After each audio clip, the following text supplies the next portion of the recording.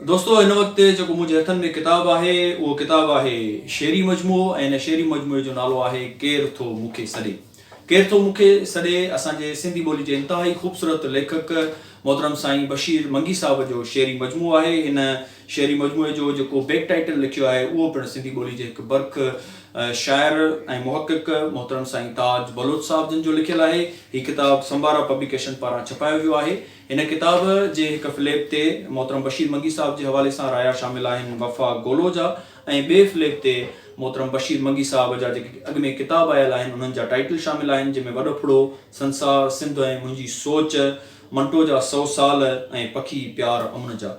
बशीर मंगी साहब जो नालो न सिर्फ़ु सिंधी शाइरी पर सिंधी नसर पढ़ंदड़नि लाइ बिन नओं न आहे। बशीर मंगी साहब केतिरनि ॾहाकनि खां सिंधी अदब ऐं ॿोलीअ जी झोली भरींदो रहियो आहे। बशीर मंगी साहब जे इन किताब मां हिकिड़ो ग़ज़ल जेको टाइटल ग़ज़ल आहे मां जे समाप्तुनि जी नज़र कयां थो।